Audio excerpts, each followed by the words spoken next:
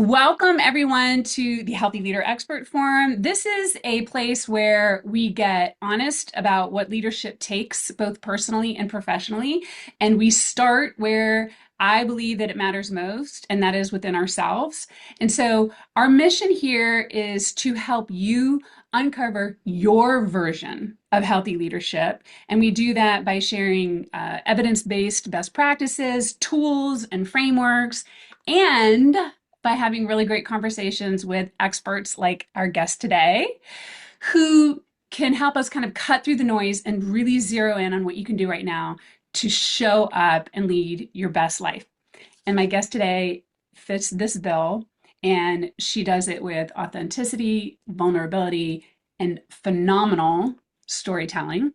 So it is my sincere pleasure to introduce MyLinh Brewster Shattan.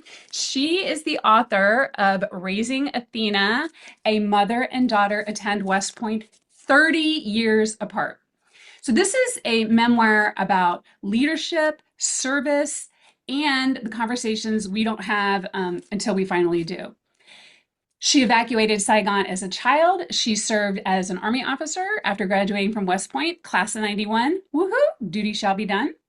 And she has been writing for over 20 years. She has been a journalist, a correspondent, a blogger.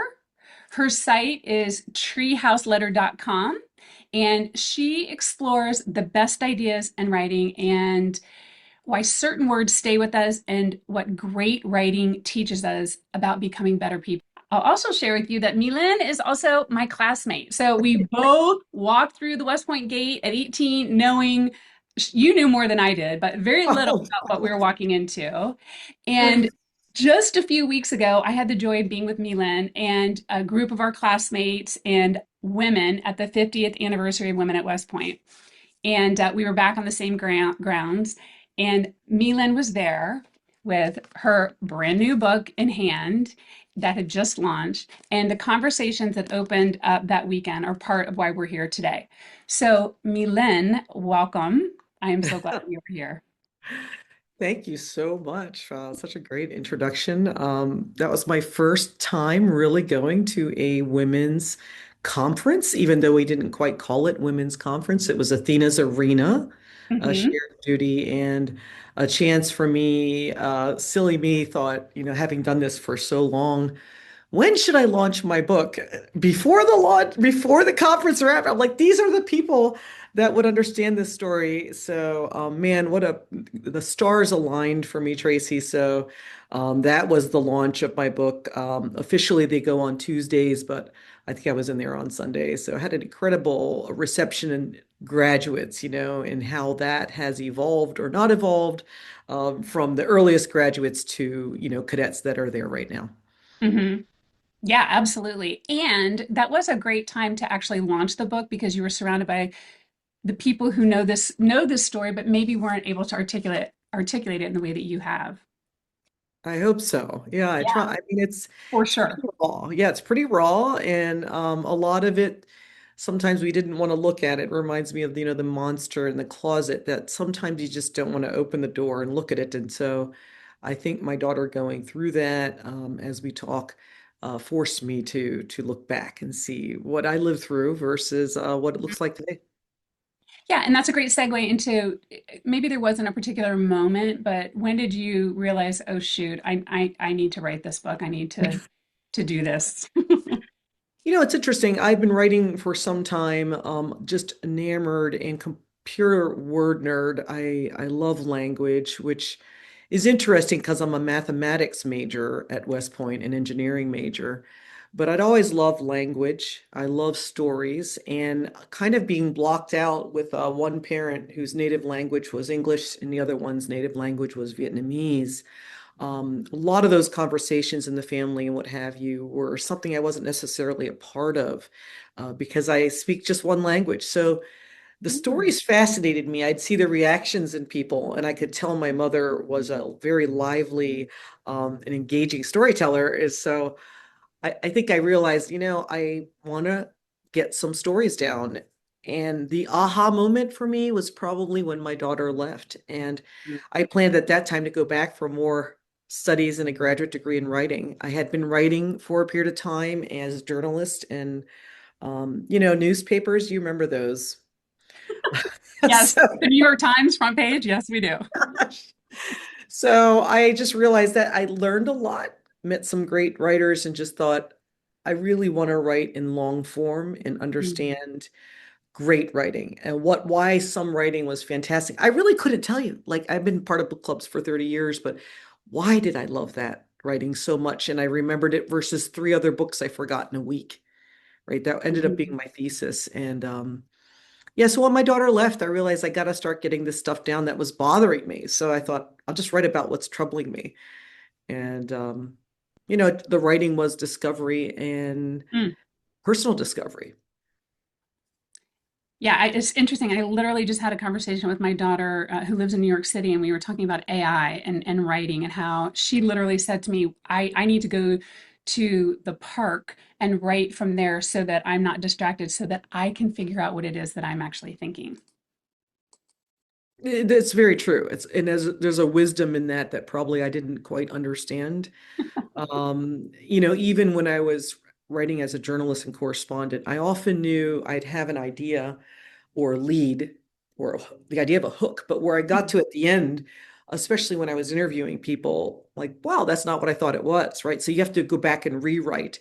But it is discovery that happens in writing, and finding what you believe, because sometimes you don't know what you believe. And so the writing takes you there. Hmm.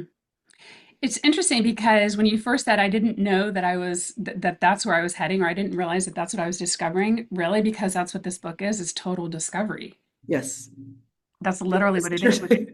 One of the head of the program, a great program, Queen's University in Charlotte, in the Carolinas, and the head of the program said, "Wow, like every sentence, everything is a search for meaning for me." And I set out. I thought I was going to write the crossroads of Marcus Aurelius, the Stoics, and Siddhartha, and I had read so much about both. I thought, well, I have to do more research because I only know like some stuff. And his advice was like, you could research something till the end of your life. I mean, you have great research scholars and have you, but at some point, you have to figure out where you are. And Mhm. I realized, okay, that's good. That's good. He's got a lot of points there. And I just started writing about what was troubling me. Mhm. What my daughter's going through in Beast. Will she face some of the things we had to face? What's it like today? Yeah, you just said something I think that was brilliant. You have to figure out where you are. That's this book. And and at the very beginning, this is one of the things that I highlighted and starred, as you said. It was no exaggeration to say I was born of war and served during war, and my daughter was preparing for war. My life was defined by conflict. My relationships with others have often been defined by conflict. And perhaps the most difficult one for me was the conflict within. And I think that's what propelled the writing, to write for nearly a decade, because that's what it took. It took me 9 years, 8, 9 years. Um, to write for that long, something has to drive you, and it's a passion, it's an intensity. And I didn't understand some of the feelings that I had that were new to me. We Mhm. talk about feelings, but to live them is different, right? The feeling that you have when your child is lost in the grocery store or on the beach, right, is Mhm. different than the feeling when your child takes the oath to be prepared to say, send me, now wearing a uniform, right? It's a different feeling. And you just don't know it till you get there. So I had this weird feeling, but mostly I couldn't sleep well. And I had been able to sleep throughout my life. So I'm thinking, what is going on?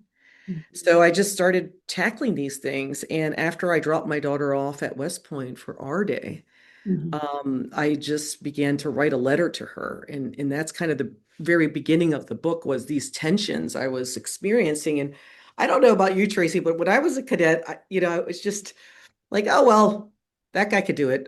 Certainly I could do that. He can do it. I mean, there was stress and there was misery. But watching your child go through that is something else altogether. It is. And I told you earlier that you made me cry several times while I was reading this. And I think one of them was you touching that because I also have a child who is serving and he's doing it in a different capacity. But I knew exactly what you were talking about, but I hadn't been able to articulate it. And I probably still can't articulate it. I don't need to because you have. And it is a very, it's, what is the quote? Like having a child is like having your heart walk outside your body. And what you say about knowing the feeling, identifying the feeling, even if a child's lost at a grocery store, which is like an intense feeling, but then when they raise their hand, that's like totally different. I mean, it's very different, and you do a phenomenal job of expressing that. And at the same time, it's not closed. You don't put a big bow on it. It's just like this is how it feels and what it's like. It's very experiential. The entire book is. Thank you for that. I'm here in the tree house, which is where I write from, like the third floor in the trees, and my guys are outside cutting, so there's a little competing volume. But I do think many of these experiences, I equate it to the ruck march, right? So, and you mentioned learning to run, but you're dealing with discomfort and pain sometimes, more than discomfort, misery, pain, to levels that you hadn't experienced before. And so with your child and the feelings and the tension, they don't go away, but you learn how to deal with it. And so Mm, taking people into scene, like one of the things you learn in workshop or you're learning as a writer as a craft is how do there's basically you can take someone to the scene, which is when we think of films, it's generally scenes, um, dialogue, and then kind of narrative and description. And I think one of the most powerful things you can do is to say, okay, I'm going to take you right into the run with me and in that misery and try to recreate what that felt like. yeah. But then when I write a letter and I do different forms, I want to write to you as a mother writing to her daughter about the the the, the hole that you have Oh, in your mhm. in your body when you see them go off and do something tough, right? You Mhm. don't want to add weight to their world, to their burden they're already carrying, but you are also carrying that, right? So I'm trying to set it down. Yeah. Do you think that you were able to set it down a little bit in writing this? I do. I think the weight's still there, but facing, like opening the closet Mm, and analyzing what it is that I was worried about. Um, and also just the time. I really go from reception day to ring weekend. So you see your child grow in that space of mhm, time, and you also learn to deal with not being able to be in communication, which is something we all had in the old days, but now it's something that seems unique to the military, right? You actually aren't in communication, and my daughter still goes off the grid, right? Or people will not know where their family member is.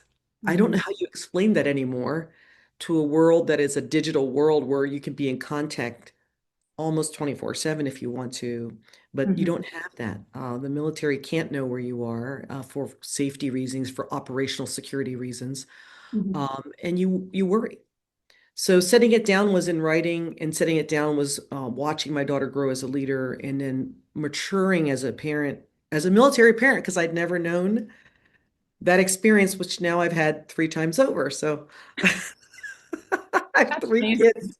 Well, it's interesting because you brought up the running, and I did not cry during this part, but I was like, I know what she's talking about here. So the reference to the running piece is, and what I think I may have spit my water out if I was drinking when I read this. You were talking about running, and it's funny because you bring in our classmates Kenny Mintz and then Cashman, and then you say. um, The bane of early success in school and on the track and short sprints gave me confidence that eroded quickly. And you say, I sucked at running. I also sucked at keeping the smirk off my face and being the stoic soldier. Speak to that. Yeah, no, it was a wake up call. There's so many aha moments in this book, but the wake up call is, we can say this big fish, small barrel thing, but until you experience it, it's something else altogether. I thought, well, I was a pretty good tennis player. I walked on the team. I'm like number one. I ran some sprints for the track coach.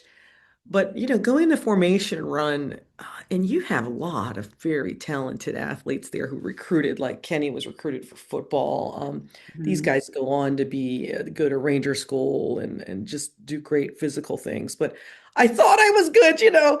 But when I'm running the formation run, I'm like, oh man, it's just you're not as good as you think you are.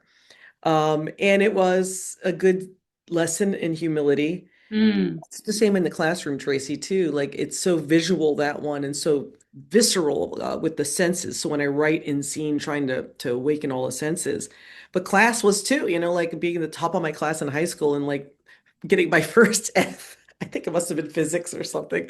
And I'm like, what? I have to With me? study. Me? I have to study. Oh my goodness. There's people way smarter than me here, and way Yeah. fitter than me. But I think the lesson for me was I had not been conditioned well. I thought I was, and I realized you can work at something and get better. And what I didn't know, I want to say for 20 years, quite some time, is that Cashman was telling that story. He had told that story to motivate his recruits. And I'm like, well, that's kind of cool, kind of getting another play and a replay from the story and myself living it and then him sharing it with others to motivate Tell others. that story for our audience, for those who haven't read it. Tell that story. It's so great. So I was the fallout runner, a formation run in the Army when we would do, PT, physical training in the morning. So you go through basic training as a West Point cadet, but all soldiers will go through some type of basic training. And the formation run is just that. You go in formation and you're with everybody in your unit. And so there's a 4-person or 8-person front, and everybody falls in behind those people, and you're chugging along. You start um, marching in mark time, and then the person running the unit starts calling cadence in running time. And I don't even think it was that fast. I mean, like 9-minute miles or something. Right. But so I did okay for the first little bit, and we all ran together. And I just, after a mile or 2 miles, we're going up. And West Point is like this. So if you haven't been, it's the Hudson Highlands. And there's not a flat space outside the plane, I don't think. And it's like this. Well, the plane is the parade ground. And so all these athletic studs and the prepsters, my roommate, like they're do do do do do do do, going on, and I'm like, yeah, like okay, I'm good for the first mile, maybe, right? But you Mhm. need to have basic conditioning to run those distances. And so I fell out. Mhm. And I guess the short of the story is every day showing up and doing the PT with everybody. As a fallout runner, I just mentally was like, I'm a fallout runner, but my body's getting stronger. So at some point, I was able to keep up. And the guys who did it were on one side, Mike Cashman, the other side, Kenny Mintz. And I was pretty tall, so there weren't many girls up front. Mhm. So, they have these long strides, and have the accordion where sometimes the front goes a little bit faster than the back, and then you're doing this. Mhm. But they kind of touched me on the arm and it's like, you can do this, Brewster. You can do it. And I realized they believed in me. And I thought, well, maybe I should believe in myself. And if I could get through this breathing thing and really the mental, I finished. And so I did end up joining a faster group. And then I ended up being in the fast group, which is the black group. And then later on in my cadet career, I went down to the track team and I joined the track team as a sprinter, and then I became a captain of the track team. And that's kind of the perspective that Mike would use, this kind of big umbrella versus kind of being in that run and learning how to tackle that moment of just, I can do this, I can do it. So maybe at first my body couldn't, but over time my body got stronger. And that's kind of the lasting lesson, is a lot of these things that are tough in life. You do have to develop conditioning, and you do have to spend time, running, and time in the saddle. You just can't skip that part. Yeah, and it's really interesting because I was a little envious as I was reading this story because that was not my experience. I did not end up, that was not my trajectory. That's not the story that he would be telling about me. And I didn't quite get that until much later. You're much more advanced than I was because I literally kept, I suck at this, I suck at this. I kept that in my head for a very long time. And I just kind of accepted that I was going to suck at that. And then, was playing soccer and I realized that I didn't really suck, but falling out of those runs was demoralizing for me. Yeah. Oh yeah, it's terrible. It's hard to, if you haven't lived it, to explain to people who are the cadre, who are the old elder class in charge of you. And back then there was less degree of professionalism, I'd say, right? They would just be in your face, screaming at you, yelling at you, right? 10 at a time or whatever. Mhm. And so you're demoralized. You feel like crap, right? And they make you feel like crap. And um, I don't know. I guess I like mentally think realizing the lesson when I wrote the story and when Mike talked to me, but it also was as a cadet thinking, okay, if I can make this, certainly I can make other things. Certainly I can make it through other things. But that is a hard lesson for anyone. 100%. And the other thing that I wrote down here, you said is, I'm not running, I put blank here, but my body is getting stronger. I'm not there yet, blank, but my body is getting stronger. I think that like that point right there, the second half of that phrase, when you've got Kenny on one side and then Mike on the other side and saying, you can do this, you can do this, that helps you with that second part. Like, I'm not good at this yet. I haven't reached there yet, but I'm gonna. Yeah. That's a really important piece that I think combines self-leadership, you being able to say, okay, wait, I can do this, and then also having people beside you. Yeah. So, yeah, Well, I think that's the beauty of the Army. Not certainly not everybody could go in. I saw numbers recently. It's not high, even the percentage of the people that would be eligible to join the forces from purely from just fitness and medical reasons, right? So we were lucky, we were blessed to have the strength and the ability to join. Mm. But the team, the Army team was, I knew from a morale standpoint, the esprit de corps is they believed in me. No one was going to run for me, but they would run with me. And that's the power of the Army is that the team coming into play. And it just really helped me get to the point where I believed in myself. yeah, that's super powerful. They're not going to do it for me, but they're going to do it with me. Talk about wordsmithing. I mean, these each little word. I mean, I read a book on a semicolon. It's really fascinating. Like so, I mean, it's lasted 500 years. You know, they put the comma and the colon together. So it's interesting what I got from that in a story that was powerful for me, kind of reinvigorated from somebody else. And it sounds like you. I'm still living it. I'm trying to live it for sure. So it's interesting because I'm thinking all we did is we just switched the prepositions and then you go to semicolons. I know I'm a word nerd. I'm sorry. That's why I You love exploring why writing is good and why it's certain writing sticks with us. And trying to make this the best book I can, and that is telling my story as accurately as I can and getting my daughter's story as accurately as she can share it, and factually correct. Because creative nonfiction is really to me a very powerful form that's not maybe we don't see it and understand it well enough, so it's kind of considered the fourth genre. That's really interesting. And I think you just said something that I want to kind of double red underline, is that when you actually were writing, not only were you accurate, but you also did, as you said, you're bringing the reader into the experience. And then what I noticed as a writer myself, as I'm trying to write my own book, is that you also said things uh, very strongly outright, and we'll talk about one of those in just a second. And then you also do things very subtly, where I remember in particular where you talked about having your hands on the counter, and that reminded you of your father. You didn't Yeah. have to say anything else, and I thought, oh, that's brilliant writing. Yeah, we call that the essential detail, or I like sometimes you just it's easy to overload the page. And to me, I Mm. really respect the reader's intelligence. And I think you just need to say one thing sometimes. And often the most terrible thing to do, to me, one of the greatest books on craft is called Steering the Craft by Ursula Le Guin. Exercise number 10. It's 10 simple exercises to take your writing and just gut it by 50%. Oh, Yeah.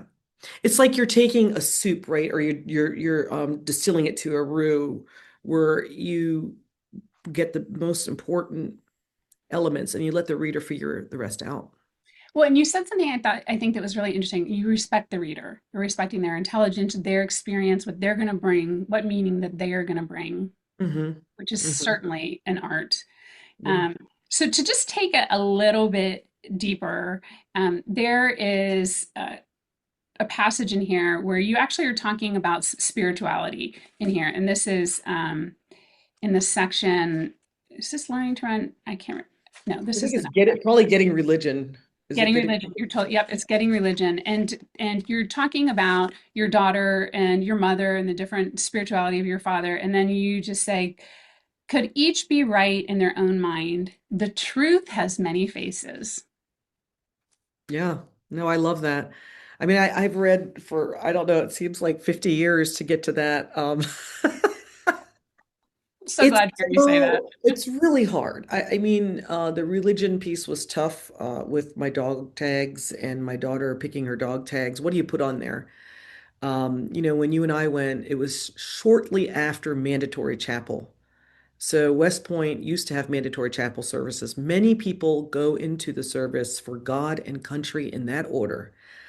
And it wasn't so clear for me. I like to think of myself as very spiritual, but you have a father's Catholic, your mother's Buddhist, my husband's Jewish and Unitarian or Protestant.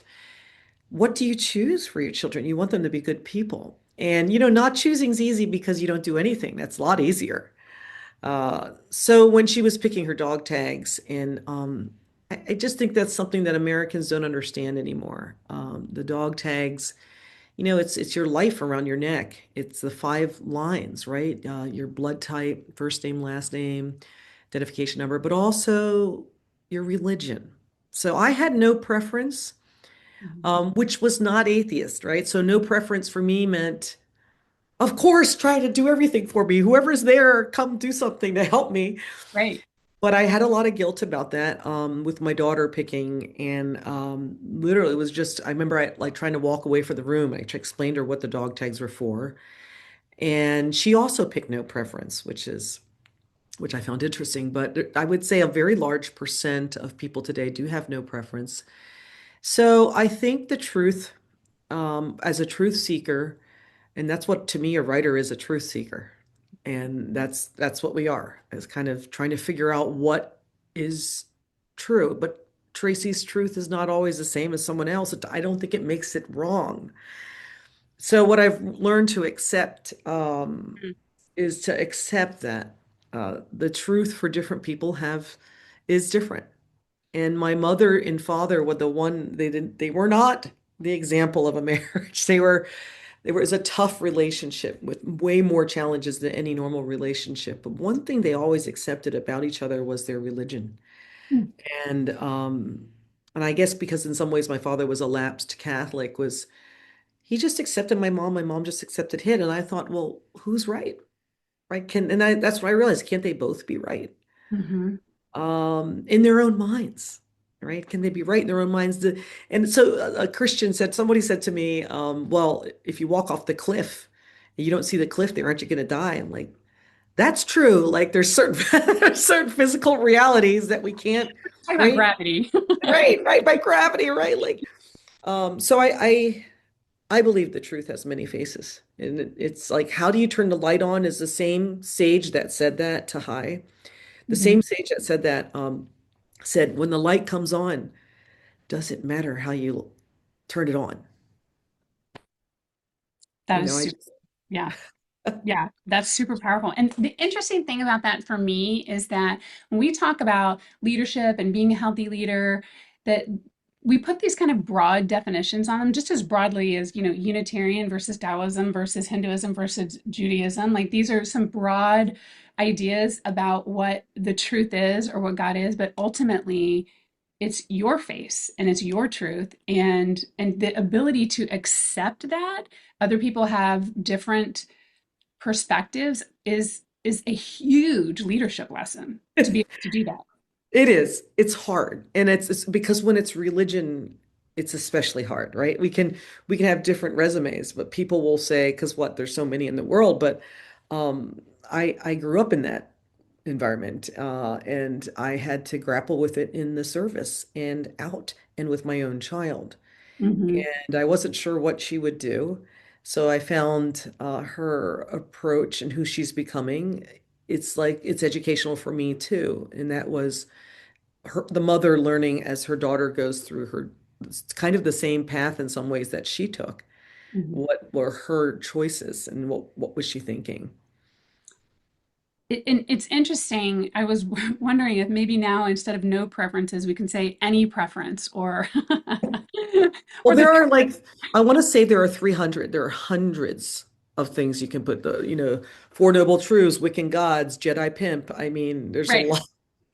So you could come up with your own as long as it fits on the little metal tag. Right. And talk about like narrowing it down by 50%, like really narrowing it down by, 99%, 99.99%. Those Yeah. 5 lines. Yeah. Yes. Yes. It's hard. It's hard.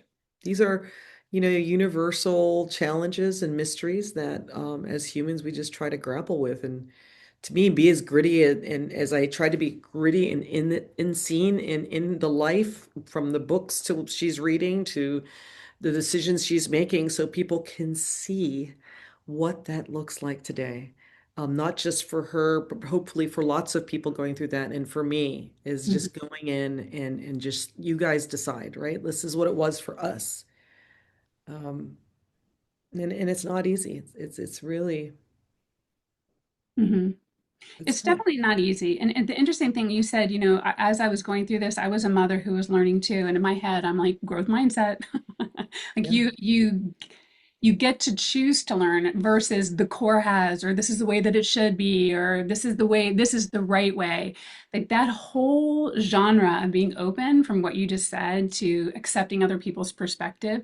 I mean, that is like a core thing that we work through, whether it's on an individual level or on a team level, to just practice letting other people have their own truth, not necessarily saying, oh, I don't believe in gravity, but Right. No, but that's you can it become extreme, right? It does. True.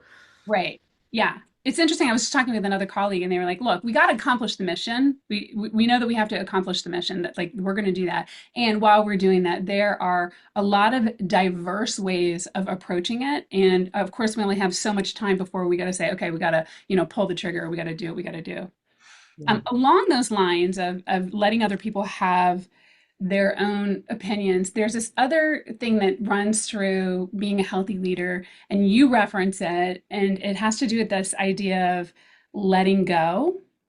And it's on page 58 in the paperback, and you're referencing Marcus Aurelius here. But basically, it says, "As you see things, so they are." And then later on, you say, if man accepts his role as a small part of the cosmos, this I think is brilliant, it frees him from what he cannot control. Yeah. No, that really helped me a lot. I think I have Marcus Aurelius in four translations, and then I look at different ones, and then I explain what I think one translation says. But I, what the things that we worry about, and what I've always admired about people of strong faith, whatever that faith is those bigger mysteries are in someone else's hands. And then what I loved about Aurelius, because again, I was thinking, how could I approach the Siddhartha and the Stoics? So Aurelius being kind of the Stoic, and then it's Eastern Western thinking was let the cosmos. You have a job. You wake up. You look at everything around you. The tree, right, is soaking up the sun. The dog is running around looking for food. We wake up. Traci has her podcast. She's doing her engagement with the world to make it a better place. So you get up and you go about your works, but you shouldn't worry about the big things. But I think the big things, they come hitting us really hard. Someone dies, our job changes, right? You have these major life milestones that really rattle your world. And sometimes it's relationship issues, right? Like at the workplace or what have you, challenges as a leader. And so it rattles the cosmos. But if you can set those aside, if you can come to terms with that, whether from a philosophical approach, or from a spiritual, religious, faith-based approach, it allows you to focus on what's at hand and be in the present. So I love this sign I have in rice paper, present moment, wonderful moment, and it's painted by Thich Nhat Hanh on my wall right beneath the clock. So he's selling these watches, and the only time on the watch was now, 3 o'clock NOW, 6 o'clock NOW, 9 o'clock NOW. This is the only time we have is I'm talking with you, my classmate, my friend, right now. And those things, the sun will rise and the sun will set. So that's hard for me. It's always been hard for me because I feel like I wasn't, mitzvahed. I wasn't confirmed. But does that matter? It just took me much longer to get to this place where I'm a little more at peace. Not always, but a little Hmm. bit. Yeah, right. I mean, we're talking big things here. These are like the Yeah, main fundamental foundational pieces of what I've used to build a healthy leader and what that actually means. And you said this very casually, if you can come to terms with it, that's a big if, right? it's huge. I know. And just because you come to terms with it in one instance doesn't mean that, oh, you get it. Like you get to keep doing that. We get to keep doing that over and over and over again. That letting go, that releasing. Absolutely. You wake up and you have to start again. You basically, Admiral McRaven, you make your bed. The You get to sun make it. rises, you go about your routine.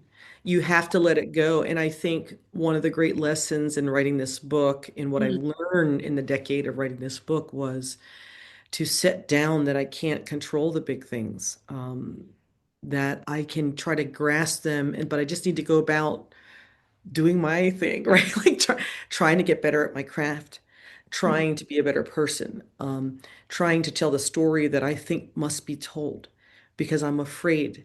I listen to lots of different stuff. I consume lots of different content, but one of the grads out there, HR McMaster on Goodfellows, shared in a podcast, no one has really written about the motivation to serve, why we serve. And I hope that's the antidote to that problem, which is it's a mother and daughter, right? That's kind of a new tradition, but we're really not different than any other human on the planet. This is what motivates us. This is why we get up and do what we do. And it's why we swore and took an oath. It's probably something to do with why you swore and took an oath. yep, yep. So I'm trying to get that down. It's just like, okay, well, that's what I got to. Like, Yeah, I'm not sure if you said this outright, but I would say that this book is the antidote to that. And it takes, I mean, you give the experiences over and over and over again, and then you bring it. I won't give anything away, but at the last chapter, I think you bring that together.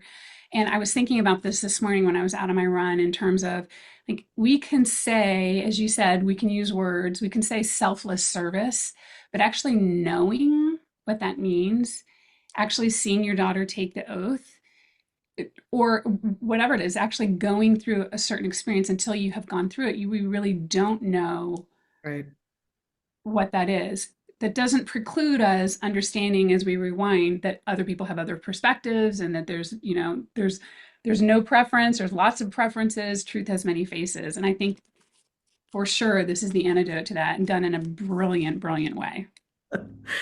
Thank you. Thank you. Just sharing bits and pieces and hoping to tighten them in such a fashion that the reader who has never served or doesn't know anyone that served Mhm. has a sense of, I say, who MyLinh and Kara are, and by so doing, understand a little bit about so many of us who serve. And I want to say I don't have a couple of dozen other through lines, other secondary characters and exploring their contributions, whether they, risked their life for someone or were a mentor or were a leader, is I wove them into there as tightly as I could to say, by name, this is how this person made Kara's life better. Leadership with grace, right? And this is who helped me, my warrant officers, just so many, Kenny, right? Cash.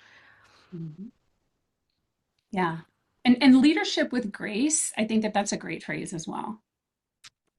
Yeah, it's a double entendre, but so her name is actually Grace, and she's now getting her JD at Georgetown. She was one of the first armored officers in 11th Airborne up there in Alaska, but she was my daughter's mentor, and what a lucky duck my daughter was. Yeah. So as we start to close up this part, we're not closing up completely, but as we close up this part, there is a question that you get asked when you're visiting West Point, and it is, The number one question by far. I had at least 12 people ask this question, and it basically was the same as what you write in your book. I have a question for you too, mother and daughter, both from here. So, what has changed, and how are things different? Yeah. Well, that is the kind of thesis of the book to some degree. Uh, without major spoilers, I think the obvious thing is women, you know, factually combat all branches, all jobs are open to everyone. So for you, for me, that was a very different thing. You know, when I showed up in 1987, I mean, I knew I wasn't going to the infantry. Mhm. And that I wrestle with that in there because I thought, well, I'm not as strong or good or whatever. There's a, like, if they say that I can't, maybe I'm just not as good. There were women who didn't think that way, by the way, but I was not one of them. Mhm. Like, you flew, and I just, it's so inspiring to me because you being an aviator and doing what I always loved, and there's a real motif, I call it like a leap motif of the helicopter Mhm. in freedom and as a savior, and really as a symbol of saving you, is that I didn't have the guts to do that. And partly because I was really upset that they were telling me, you can't do this, you can't do that, you could fly this type of unit. And I'm like, that pisses me off, but you did it. And I didn't have the foresight to realize not only could I do it, is that things would open up eventually, right?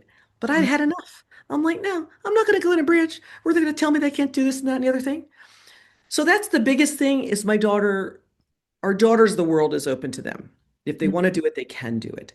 Um, and there's certain things, of course, that haven't changed. And I do touch on those in the book. But exploring my fears, really looking at them head on, uh, Mhm. and analyzing every death in our class. Like, how did they die? And casualties in the military, and all that, it's very, very tightly maintain data. So I just picked it up. I threw open the doors of the closet and kind of looked at the monster at the end. And I didn't want to, by the way. I had the whole book I read written, but that chapter, I and I read met that. a Didn't want to do. classmate. We sat there and we cried. And we went through the howitzer and the list and just reconciled. You know, you just got to sometimes face it. Wow. That's powerful. That was a powerful chapter too. And the fact that you said that you really did, you did not, you kept resisting writing that. And at the very beginning, to kind of bring it all the way back to that, I mean, that's what you said. I said, I'm looking at the monster in the closet in multiple ways, and that is certainly a monster in the army closet. And I thought that you managed that brilliantly. I mean, it's a very touchy subject, and you do it with respect and grace. Really well done. Thank you. Thank you so much. So I want to open this up to our community. They showed up today with their own questions, and a reminder for everybody: we are not going to get to all the great questions that were sent. So I'm going to start with some of those. But MyLinh has graciously agreed to stay on for a few minutes after we sign off in about 15 or 20 minutes. So if you want to keep the conversation going or you want to ask her something directly, then you are more than welcome to do that. So the first question that I have for you is, and I thought this was an interesting one, is looking back on your experience, are there any conversation with classmates that you did not have where you wish you had taken the time to have? I don't know. That's a really interesting one. So I think in my howitzer bio, and people could see me coming, I'm like the conversation guru. Like, people get trapped up with me and can't get out. I don't know how to have a superficial conversation. I'm trying to. Hey, how's the weather? You know, but how is the weather? Because I am the conversation guru, and anybody who has had an interest in talking about something, I'd love to really dive deeply. That said, it sounds like the motivation behind that question is more maybe not regret as much as should I have had some conversations? And I Mm, think we could all say that, though. Certainly, any path you take, there's probably conversations I should have had. One of the things I learned about women, probably in those early classes, particularly, and now we're 87, so the eighth class of women had already graduated.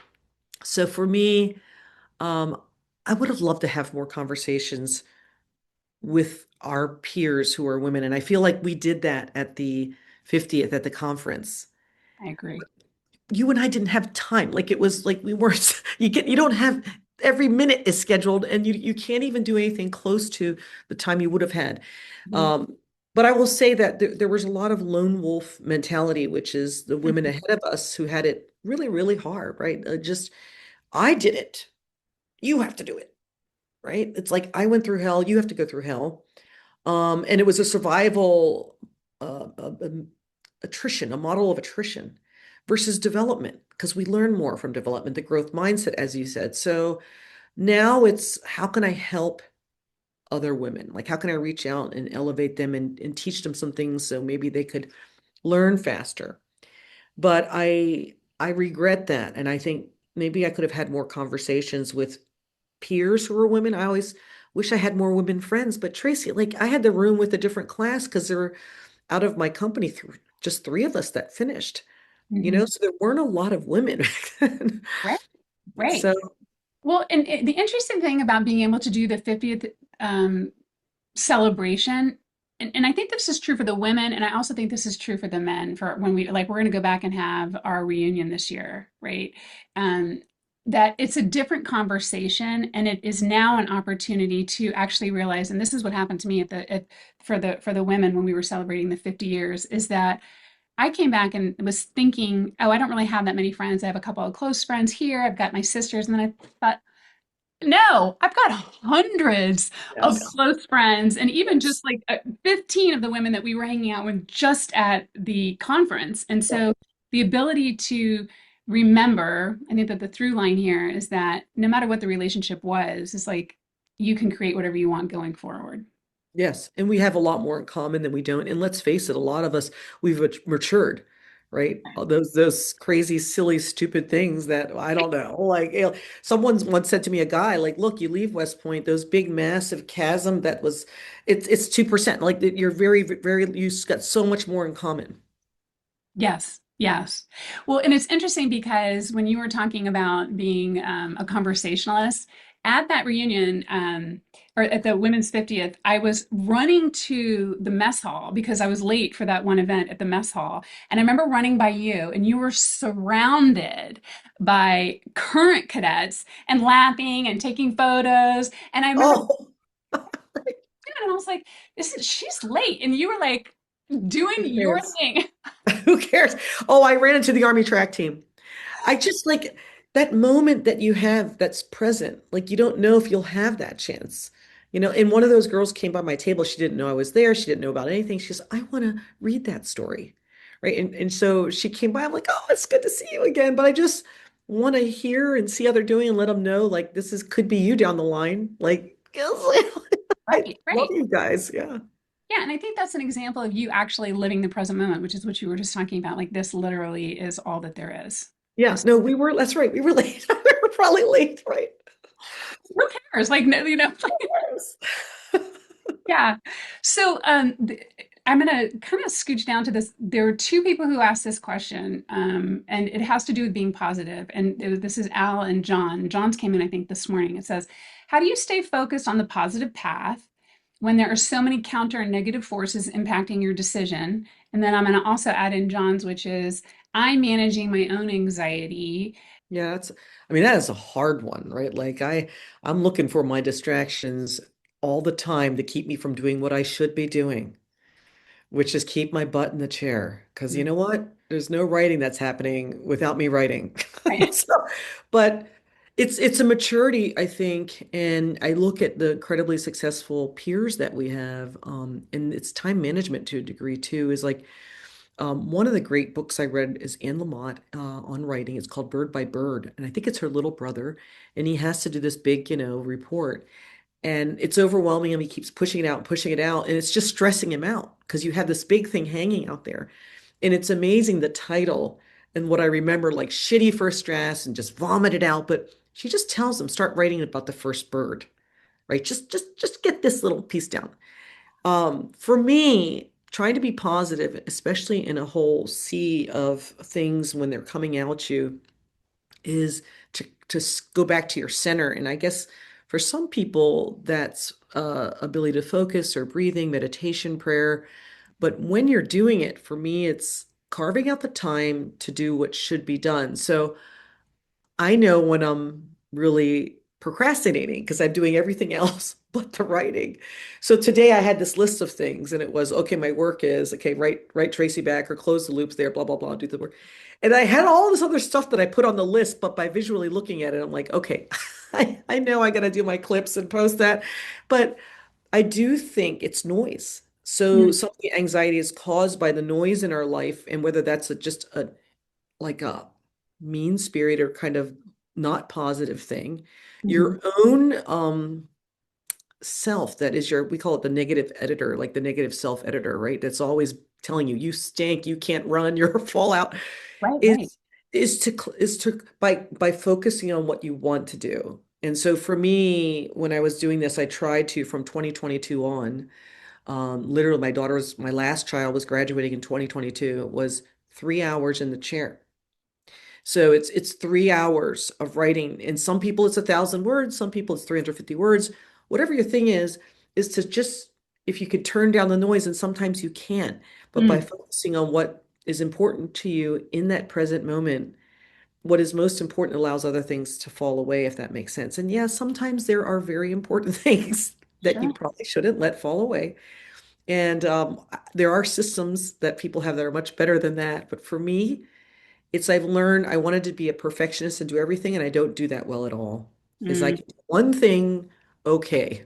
I can do one thing, okay.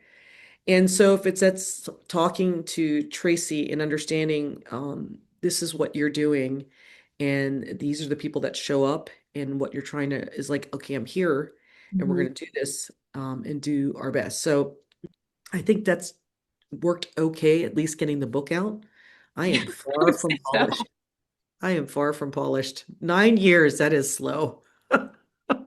Well, it certainly is polished and it's a beautiful book. And it's interesting because I was just noting, I was looking back at a couple of my notes, and you've just kind of casually thrown out a couple of things that are actual tools that we use and that we give to people. And one of them that you just talked about was focus on what you want slash can do.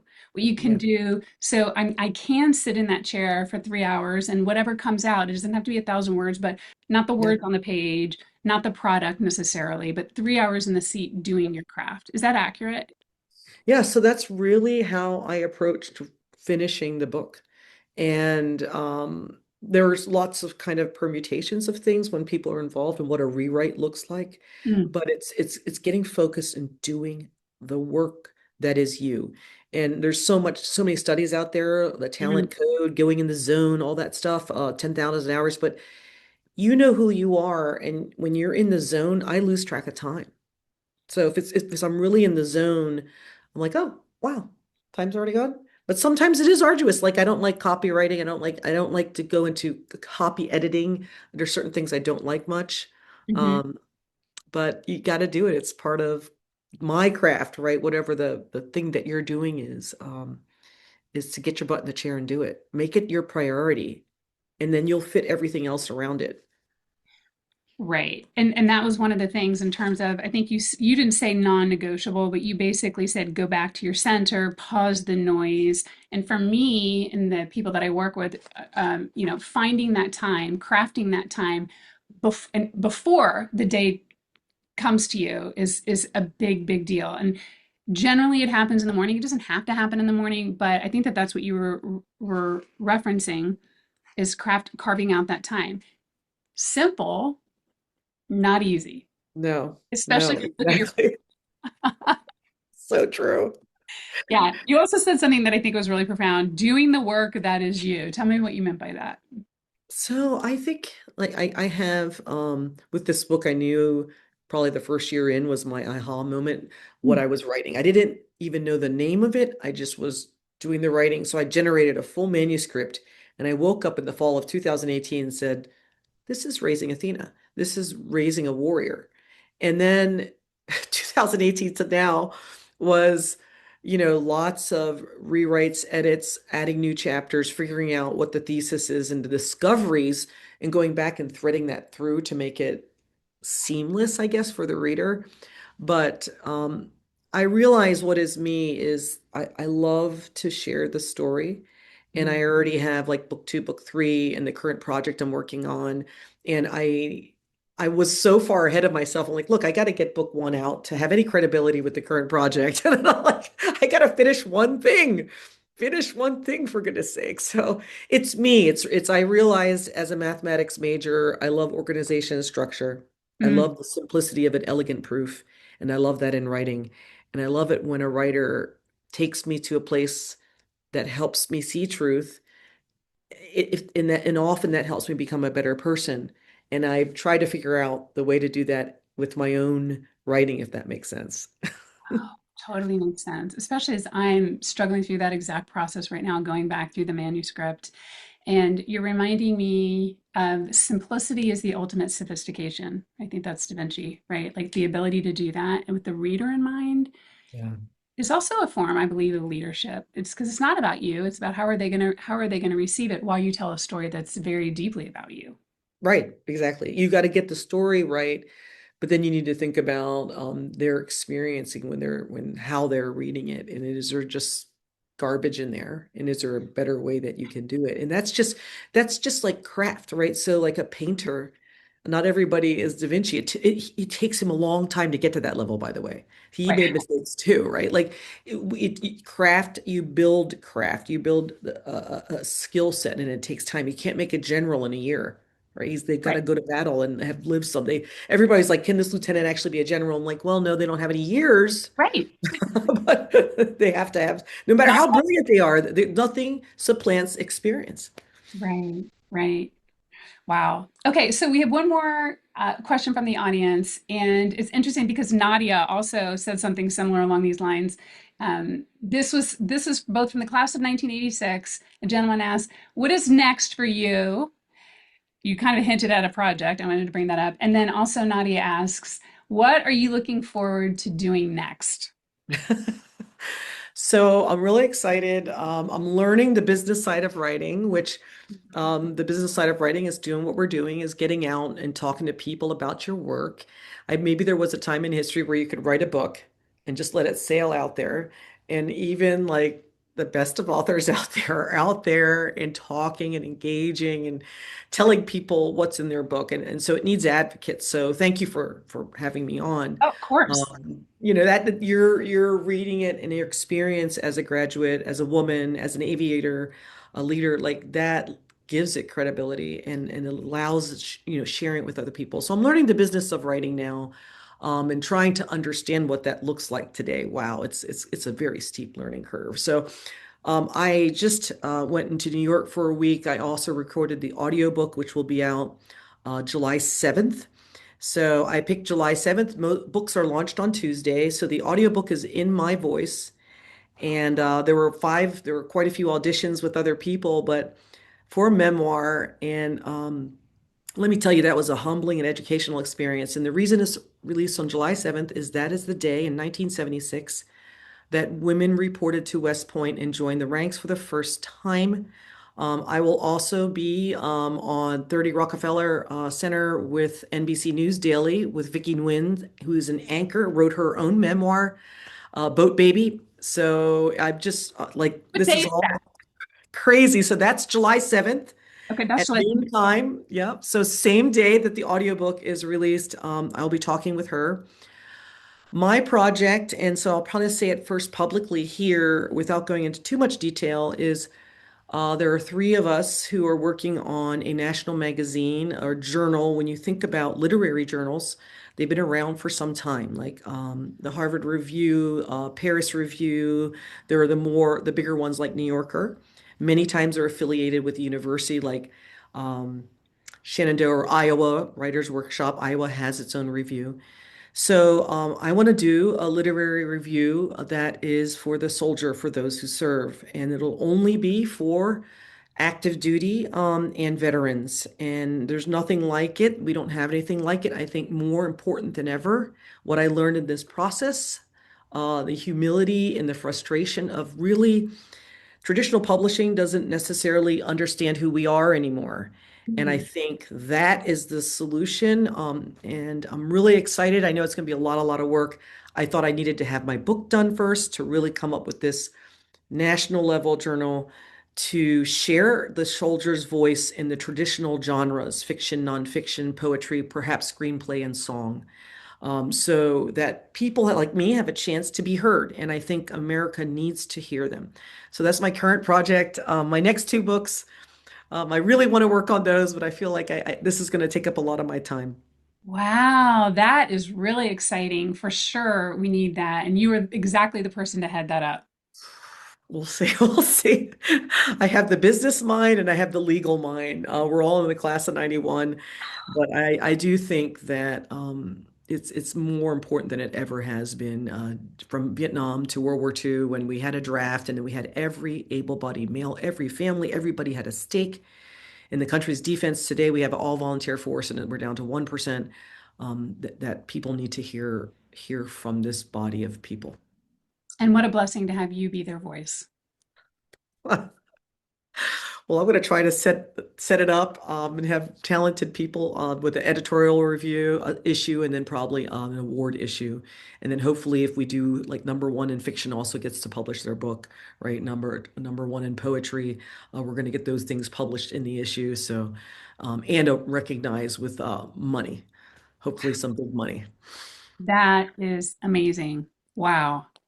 So That yeah, a lot coming up. wow, that's really great. I'm still going to ask you this last question, which is going to pale in comparison, but it's really how we kind of like to wrap it up. And we ask everybody this question, which is has to do with being a healthy leader, which, as we know, is an individual pursuit. So I want to ask you how you are being a healthy leader in your own life right now. Hmm. What does that look like for you? Yeah, it's neat. It's a great question. It's kind of your reason for being your mission. And I think I had a goals group that met for many years, just three other wonderful people that kept us focused on kind of the big things. And for me, I look at these things that are part of my life that are important. Your kind of your mind, your body, your character and emotional well-being, some of the things you wrote me. So staying fit, you were running today. I was out doing my hike because I'm going to be trying to do the Inca Trail, but the Salcantay Trail soon in Mount Fuji. I got some big hikes coming up, but fitness is keeping the body fit, and that's, like just whatever your thing is. For me, it's getting in the gym, it's moving, it's running and hiking. And then character building for me is reading. Almost always try to be reading something that enriches my mind in my life. Almost everything, particularly now, has that focus on it. Um, and then my work, I've really kind of spelled out what it looks like for me in a routine, but also what I think I want to do next, which is this project for the soldier's voice, getting the soldier's voice out there in a literary journal in a broad national level.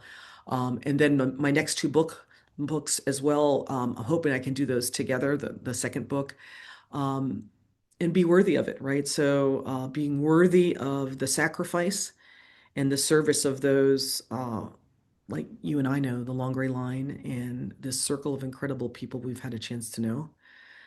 So Right. Well, that sounds like a great definition of healthy. Wow.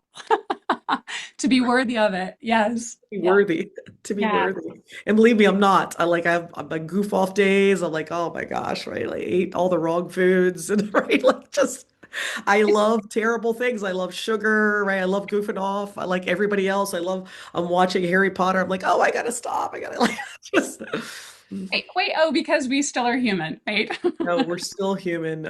It's tough, but I do have a plan for self, for service, for character, for mind, body, and emotional well-being. And for me, that's just getting in this space of really being with the greatest thinkers, the greatest minds that are on the planet. And that to me is like reading or talking to folks like yourself, right? Meeting folks like that and immersing myself in it. Yeah, and yeah, immersing yourself, and you clearly are. So I will say, if you have not received this book, if you have not read it, if you are thinking about it, like this is a phenomenal book. And Milan, I want to Thank you, truly. This is a conversation I've been wanting to have with you for a long time. And so I'm glad we got to have it with some folks in the room. And for everyone here, we have dropped the link where you can get Raising Athena, and the treehouseletter.com is where we'd like for you to get it. Read it slowly. The work she has done in these pages will sit with you. And if today landed somewhere real for you, that's the point of this forum. The leadership work that actually moves the needle isn't strategy, it's who you're being when no one's watching. It's the conflict within, as we talked about, page 16, and it's the part you're carrying that maybe you haven't said out loud. So that's the work that we do at the Healthy Leader Group. And if you want to keep doing it with us, the next expert forum is coming up. Keep an eye on your inbox. And MyLinh, thank you again. You are amazing. A friend, a classmate, writer, mother, and a warrior. Thank you so much for having me. She's not getting paid anything. She's just doing this with me. No, thank you so much for believing in the story, for believing in me, and having me here today. Always, always. Thank you. Take care. Take care.